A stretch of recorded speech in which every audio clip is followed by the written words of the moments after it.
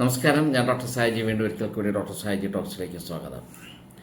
ഇന്ന് ഞാൻ നിങ്ങളുമായി സംസാരിക്കാൻ ഉദ്ദേശിക്കുന്ന വിഷയം, ഇന്ന് നമ്മുടെ ചെറുപ്പക്കാരിൽ ഏറെ പങ്കും ബോഡി ബിൽഡിങ്ങിൻ്റെ ഭാഗമായി അല്ലെങ്കിൽ മസിൽ ഡെവലപ്പ് ചെയ്യുന്നതിൻ്റെ ഭാഗമായി ധാരാളമായി പ്രോട്ടീൻ പൗഡർ കഴിക്കുന്ന ഒരു രീതിയുണ്ട്.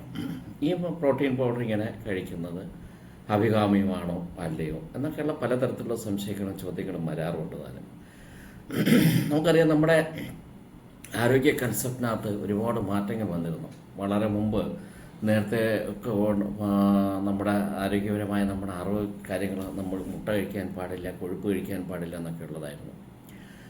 പക്ഷേ പിന്നെ ശാസ്ത്രം കുറച്ചുകൂടെ അങ്ങോട്ട് പോയി. അതിനുശേഷം നമുക്ക് മനസ്സിലായി യഥാർത്ഥത്തിൽ കൊഴുപ്പല്ല യഥാർത്ഥ പ്രശ്നക്കാരനെന്ന് മനസ്സിലാക്കി. അതായത് fat is not the culprit, but the real culprit is carbohydrate എന്ന് മനസ്സിലാക്കി. അങ്ങനെ കൊഴുപ്പിന് പകരം നമ്മുടെ പ്രശ്നങ്ങൾക്കെല്ലാം കാരണം അത് ഇൻസുലിൻ റെസിസ്റ്റൻസ് ആവട്ടെ, ഡയബറ്റീസ് മെലിറ്റസ് ആവട്ടെ, വിവിധ തരത്തിലുള്ള രോഗങ്ങളും അസുഖങ്ങൾക്കും എല്ലാം പ്രധാനമായുള്ള കാരണം പിന്നെ കാർബോഹൈഡ്രേറ്റിൻ്റെ അമിതമായ ഉപയോഗമാണെന്ന് കണ്ടെത്തി. ആ കാർബോഹൈഡ്രേറ്റ് ക്രമേണ കുറയ്ക്കുവാൻ തുടങ്ങി. ചെറുപ്പക്കാരും മുതിർന്നവരും എല്ലാവരും തന്നെ കാർബോഹൈഡ്രേറ്റ് വളരെയധികം കുറച്ച് കൊണ്ടുവന്നു. പ്രത്യേകിച്ച് ഷുഗറിൻ്റെ പ്രശ്നമുള്ള, ഡയബറ്റീസിൻ്റെ പ്രശ്നമുള്ളവർക്കെല്ലാം കാർബോഹൈഡ്രേറ്റ്, അരിയാഹാരവും അല്ലെങ്കിൽ കിഴങ്ങ് വർഗ്ഗങ്ങൾ അങ്ങനെയൊക്കെയുള്ള കാര്യങ്ങളൊക്കെ ഒരുപാട് കുറച്ചു. അത് കഴിഞ്ഞ് വീണ്ടും ഇതിൻ്റെ ഫലമായി വരുന്ന അമിതമായ വണ്ണം അല്ലെങ്കിൽ അമിതമായ തടി, ഒബേസിറ്റി, ഇതൊക്കെ കുറയ്ക്കാനായിട്ട് കാർബോഹൈഡ്രേറ്റ് തന്നെ പൂർണ്ണമായും കട്ട് ചെയ്തിട്ട് ചിക്കനോ മട്ടണോ ഒക്കെ ധാരാളം, ഫാറ്റ് എത്ര വേണമെങ്കിലും കഴിക്കാവുന്ന അല്ലെങ്കിൽ പ്രോട്ടീൻ എത്ര വേണമെങ്കിലും കഴിക്കാവുന്ന കാർബോഹൈഡ്രേറ്റ് പൂർണ്ണമായും ഒഴിവാക്കുന്ന കീറ്റോ ഡയറ്റിനെ കുറിച്ചുള്ള ഒരു രീതിയായി. പക്ഷെ ഒരു കാര്യം, ആ കീറ്റോ ഡയറ്റും യഥാർത്ഥത്തിൽ പിന്നെ പ്രശ്നമാണെന്ന് മനസ്സിലായി. കാരണം ഒരു പരിധി വരെ കീറ്റോ ഡയറ്റ് ചെയ്ത് വണ്ണം കുറഞ്ഞ അല്ലെങ്കിൽ ഭാരം കുറഞ്ഞ അതേ ആൾക്കാർക്ക് തന്നെ അത്രയും വേഗത്തിൽ ആ ഇത് നിർത്തി കഴിയുമ്പോൾ വീണ്ടും ഇത് തിരികെ വരുന്നതായി നമുക്ക് മനസ്സിലാക്കാൻ കഴിഞ്ഞു. ആ ഭാരം തിരിച്ചു വരുന്നതായും നമുക്ക് മനസ്സിലാക്കാൻ കഴിഞ്ഞു. അതിൻ്റെ ഫലമായി അത് മാത്രമല്ല, പലതരത്തിലുള്ള പ്രശ്നങ്ങളുണ്ട്. പെട്ടെന്ന് വളരെ ദ്രുതഗതിയിൽ വണ്ണം കുറയ്ക്കുന്ന ഒരു ഡയറ്റ് സംവിധാനം നമുക്ക് പലതരത്തിലുള്ള മാൽന്യൂട്രീഷനും പലതരത്തിലുള്ള പ്രശ്നങ്ങളും ഉണ്ടാക്കുമെന്നുള്ള മനസ്സിലാക്കി. അങ്ങനെ അതിനെക്കുറിച്ച് ഒരു അഭിപ്രായ ഭിന്നത ഉണ്ടായി. എന്നാൽ ചെറുപ്പക്കാർ ശരീര സൗന്ദര്യത്തിൽ കൂടുതൽ താല്പര്യം കാണിച്ചു തുടങ്ങി. അവർ കൂടുതൽ വ്യായാമത്തിലോട്ട് ഒക്കെ ചെന്നു. ഒരു ലൈഫ് സ്റ്റൈൽ ഡിസീസ് മാറ്റാനായിട്ട് വ്യായാമം തുടങ്ങി ഇത്യാദി കാര്യങ്ങൾ ആവശ്യമാണെന്ന് അവർ മനസ്സിലായ ബോധവാന്മാരായി. അതിൻ്റെ ഫലമായി അവർ കൂടുതൽ ജിമ്മിനെ ആശ്രയിച്ചു തുടങ്ങി. അതിലൊന്നും തെറ്റൊന്നുമില്ല, ജിമ്മിലൊക്കെ പോയി. കുറച്ച് പേർ വീട്ടിൽ ഒതുങ്ങി നിൽക്കുന്ന എറോബിക് എക്സസൈസ്, മറ്റ് കാർഡിയാക് എക്സസൈസ്, റെസിസ്റ്റൻ്റ് എക്സസൈസ്, അങ്ങനെ പലതരത്തിലുള്ള എക്സസൈസും കാര്യങ്ങളുമായി മുമ്പോട്ട് പോയി. പക്ഷേ ഇവിടെ വെച്ചോ ഈ ജിം പരിശീലനത്തിനിടയിൽ ശരീരത്തിൻ്റെ തീർച്ചയായും പ്രോട്ടീൻ്റെ ആവശ്യകത തീർച്ചയായും ഡെഫിനറ്റായിട്ട് അത് ഇല്ല എന്ന് നമുക്ക് പറയാൻ പറ്റില്ല. നമ്മുടെ മസിൽ ബിൽഡിങ്ങിനും സെൽസ് റിപ്പയർ ചെയ്യുന്നതിനും ഒക്കെ എല്ലാ തരത്തിലും പ്രോട്ടീൻ വളരെ അത്യാവശ്യമാണ്. വളർച്ചയുടെ, എല്ലിൻ്റെയും മല്ലിൻ്റെയും ഒക്കെ വളർച്ചയ്ക്ക് കാരണമായി പ്രോട്ടീൻ ആവശ്യമാണെന്നിരിക്കുക തന്നെ. പ്രോട്ടീൻ്റെ ആവശ്യകതയെക്കുറിച്ച് ഒരിക്കലും നമുക്ക് തള്ളി പറയുന്ന പ്രശ്നമേ ഇല്ല. പക്ഷേ എക്സസ് ആയിട്ടുള്ള പ്രോട്ടീൻ സപ്ലിമെൻറ്റ് പലരും പ്രിസ്ക്രൈബ് ചെയ്ത് തുടങ്ങി, പലരും കൊടുത്തു തുടങ്ങി. അപ്പോൾ ആർക്കൊക്കെയാണ് ഈ പ്രോട്ടീൻ സപ്ലിമെൻറ്റ് കൂടുതലായി കഴിക്കാം അല്ലെങ്കിൽ എത്രത്തോളം കഴിക്കാം എന്നുള്ളതിനെക്കുറിച്ച് വളരെ ഇതായി. പലപ്പോഴും പലയിടത്തു നിന്നും കിട്ടുന്ന പ്രോട്ടീൻ പൗഡർ 1000, 2000, 4000, 5000, 6000 ഇങ്ങനെ പല രീതിക്കുള്ള എന്താ പറയുക വ്യത്യസ്തമായ വിലയും ഏറ്റവും കൂടിയ വിലയ്ക്കും അനുസരിച്ചിട്ടുള്ള പ്രോട്ടീൻ പൗഡർ വാങ്ങി നമ്മുടെ ചെറുപ്പക്കാർ കഴിക്കുവാൻ തുടങ്ങി. അതിനോടൊപ്പം അവർക്ക് കിട്ടിയ ഒരു നിർദ്ദേശം അനുസരിച്ചിട്ട് ധാരാളം വെള്ളം കുടിക്കണമെന്നുള്ളത് വെള്ളവും കുടിക്കുന്നു. ഈ വെള്ളം കുടിക്കുന്ന കൂട്ടത്തിൽ പലപ്പോഴും ഇടത്തരം അല്ലെങ്കിൽ താഴെ സാമ്പത്തിക സ്ഥിതിയിൽ കുറച്ച് പിന്നോക്കം ആയി നിൽക്കുന്ന അല്ലെങ്കിൽ ഇടത്തരക്കാരൻ്റെ ഒരവസ്ഥയിലെന്ന് വെച്ച് കഴിഞ്ഞാൽ വീട്ടുകാരും വെള്ളം കുടിക്കാൻ തുടങ്ങി എന്നുള്ളതാണ്. പ്രോട്ടീൻ പൗഡർ കഴിച്ച് അവർ ചെറുപ്പക്കാർ വെള്ളം കുടിക്കുന്നു, അപ്പം വീട്ടുകാരും വെള്ളം കുടിക്കാൻ തുടങ്ങി എന്നുള്ളൊരവസ്ഥയാണ്. ഇതൊന്നും പ്രോട്ടീനെതിരാറ്റോ അല്ലെങ്കിൽ അത് കഴിക്കാൻ പാടില്ല എന്നുള്ളതല്ല. അതൊന്നും അമിതമാവാൻ പാടില്ല എന്നുള്ളതാണ്. എന്തും നമുക്ക് കഴിക്കാം. Anything can be taken in moderation എന്നാണ്. ഒരു മോഡറേറ്റായിട്ട് നിങ്ങൾ എന്ത് കഴിച്ചിരുന്നാലും അതൊരു പ്രശ്നമല്ലതാനും. ഇനി നമ്മുടെ വിഷയത്തിലോട്ട് വരാം. നമ്മൾ ഇന്ന് ഈ കാണുന്ന അധികമായി അടങ്ങിയിരിക്കുന്ന പ്രോട്ടീൻ പ്രത്യേകിച്ച് പ്രോസസ്ഡ് ആയിട്ടുള്ള പാക്കറ്റുകളിൽ വരുന്ന നമ്മുടെ വളരെ ഗുണം എന്ന് വരുന്ന പല പ്രോട്ടീൻ പൗഡേഴ്സ് കാര്യങ്ങൾ ഇതിനകത്തൊക്കെ എന്ന് വെച്ച് കഴിഞ്ഞാൽ വളരെ അധികം തരത്തിലുള്ള ഈ പ്രോസസ്ഡ് ഇതായതുകൊണ്ട് തന്നെ സാച്ചുറേറ്റഡ് ഫാറ്റ് ഒരുപാട് അതിനകത്തുണ്ട്. അത് മാത്രമല്ല, ഇതിനകത്ത് പ്രോട്ടീൻ്റെ തോത് കൂടുതലായതുകൊണ്ട് പലപ്പോഴും ആവശ്യമായിട്ടുള്ള മിനറൽസോ വൈറ്റമിൻസോ അതിനോടൊപ്പം ഫൈബറോ ധാരാളമായി കുറഞ്ഞു വരുന്നു. പ്രോട്ടീൻസിൻ്റെ അളവ് കൂടുതലായും വരുന്നു. ഈ പ്രോട്ടീൻസിൻ്റെ അളവ് കൂടുതലായി വരുമ്പോഴുള്ള പ്രശ്നം എന്തെന്ന് വെച്ച് കഴിഞ്ഞാൽ, ഈ പ്രോട്ടീൻസ് ശരീരത്തിന് ആവശ്യമായിട്ടുള്ള പ്രോട്ടീൻസ് തീർച്ചയായും നമുക്ക് ആവശ്യമാണെന്ന് ഞാൻ നേരത്തെ പറഞ്ഞു. ആവശ്യത്തിലധികമായി വന്നു കഴിഞ്ഞാൽ അതും ഒരു പരിധി വരെ സ്റ്റോർ ചെയ്ത് വയ്ക്കുവാൻ സാധ്യതയുണ്ട്, അല്ലെങ്കിൽ പുറന്തള്ളപ്പെടാൻ സാധ്യതയുണ്ട്. അങ്ങനെ സ്റ്റോർ ചെയ്ത് വെച്ച് കഴിഞ്ഞാൽ ഇതും അമിതമായ വണ്ണത്തിലോട്ട് നമ്മളെ നയിക്കാം. അതിനോടൊപ്പം ഈ പറയുന്ന പ്രോട്ടീൻ, ഈ പ്രോസസ്ഡ് ഫുഡ്സിൽ വരുന്ന അമിതമായ സോഡിയവും ഒക്കെ ഘടകങ്ങളെല്ലാം കൂടെ ചേർത്ത് വരുന്ന ഈ പ്രോട്ടീൻ്റെ നമ്മുടെ ഈ പ്രോസസ്ഡ് പാക്കറ്റ്സിനകത്ത് ഞാൻ നേരത്തെ പറഞ്ഞു മിനറൽസിൻ്റെ ബാക്കിയുള്ള കാര്യങ്ങളൊക്കെ വളരെ കുറവായിരിക്കും. പ്രോട്ടീൻ ഓവർലോഡാണ്. അപ്പോൾ ഈ പ്രോട്ടീനെ ഞാൻ പറഞ്ഞതുപോലെ ഒന്നുകിൽ ഫാറ്റായിട്ട് സ്റ്റോർ ചെയ്യണം, അല്ലെങ്കിൽ ഇതിനെ പുറന്തള്ളണം. അപ്പോൾ ഇത് രണ്ടും കിഡ്നിക്ക് യഥാർത്ഥത്തിൽ കുറച്ച് പ്രശ്നമുണ്ടാക്കുന്ന തരത്തിലുള്ള വിഷയങ്ങളാണ്. ഈ പ്രോസസ്സ് പലപ്പോഴും ഇത്തരം കാര്യങ്ങളിൽ വരുന്ന പ്രോസസ്ഡ് ഫുഡിൽ വരുന്ന ഇതിനകത്ത് പലപ്പോഴും ചോളത്തിൻ്റെയും ഉരുളക്കിഴങ്ങിൻ്റെയും അരിയുടെയും കൂടെ ഒരു സംയുക്തമായ ഇത് വെച്ചിട്ടുണ്ട്. ഇതിനകത്ത് ധാരാളം മാൽറ്റോഡക്സിൻ എന്ന് പറയുന്ന ഒരു ഘടകം അടങ്ങിയിട്ടുണ്ട് എന്നുള്ളതാണ്.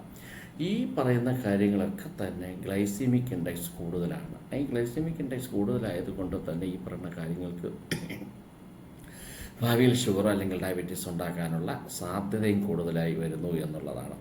അപ്പോൾ ഒരു ശരാശരി നമുക്ക് എത്ര പ്രോട്ടീനാണ് ഒരാവശ്യം വെച്ചാൽ 1 കിലോയ്ക്ക് 0.89 ഗ്രാമാണ് 1 കിലോയ്ക്ക് ആവശ്യമായി വരുന്നത്. ആ കണക്കനുസരിച്ച് നമ്മളൊരു പക്ഷേ ഒരു 70 കിലോ ഒരു 70 കിലോ ഉള്ള ഒരാളാണെങ്കിൽ നമുക്കൊരു പക്ഷേ അതൊരു അതിനൊരു നമ്മൾ ഗുണിച്ച് നോക്കുകയാണെങ്കിൽ ഒരു ഇൻറ്റു 70 അത് നമ്മൾ നോക്കുകയാണെങ്കിൽ ഒരു പക്ഷേ ഒരു 56-58 ഗ്രാം പ്രോട്ടീൻ്റെ ആവശ്യമേ ഒരു മനുഷ്യന് അല്ലെങ്കിൽ ഒരാൾക്ക് ആവശ്യമായി വരികയുള്ളൂ.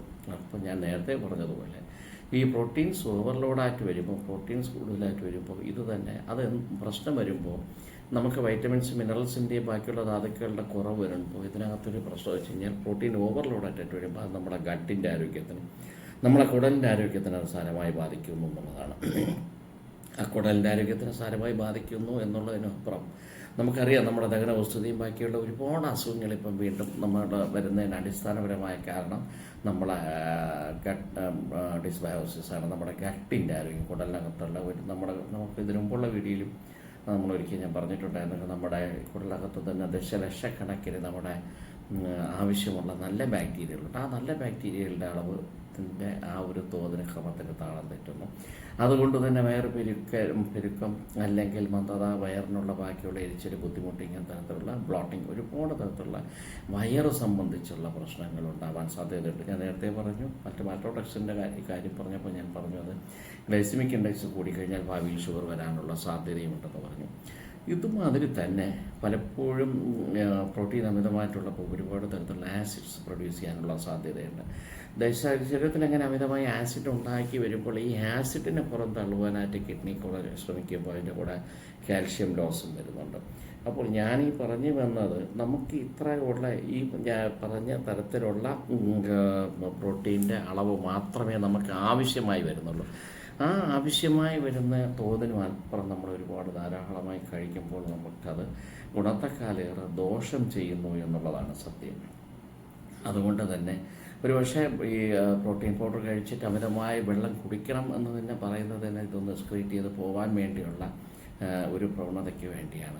ശരിക്കും പ്രോട്ടീൻ കൂടുതലായിട്ട് ആർക്കാണ് വേണ്ടത് എന്നുള്ളത് ഡോക്ടർമാർ നിർദ്ദേശിക്കും. അതിപ്പോൾ നമ്മുടെ ഇപ്പോൾ ഒരു ലാക്ടേറ്റിംഗ് വുമൻ, നമ്മുടെ പാല് കൊടുക്കുന്ന സ്ത്രീകൾ, അല്ലെങ്കിൽ വളരെ വാർദ്ധക്യത്തിലുള്ള ആൾക്കാർ, വളരെ ക്ഷീണിതരായി കാണപ്പെടുന്ന ആൾക്കാർ, അല്ല എങ്കിൽ ഒരു പക്ഷേ ഗ്രോയിങ് അവർക്കും ഉണ്ട്, ഇല്ലാന്ന് ഞാൻ പറയുന്നില്ല. പക്ഷേ ഒരു ആഫ്റ്റർ 30s, ഒരു 30-ന് ശേഷം അമിതമായ പ്രോട്ടീൻ കഴിക്കാം, നിങ്ങൾക്ക് ഏത് വേണമെങ്കിലും കഴിക്കാം. പക്ഷേ കാര്യമെന്ന് വെച്ച് കഴിഞ്ഞാൽ, ഒരു പക്ഷേ ഞാനത് ഒരു തരത്തിലും ഒരു ജിം ഇൻസ്ട്രക്ടേഴ്സോ അല്ലെങ്കിൽ മറ്റാരും പറയുന്നതിനെ എതിർക്കുക അങ്ങനെയുള്ള ഒരു കാര്യമൊന്നുമില്ല.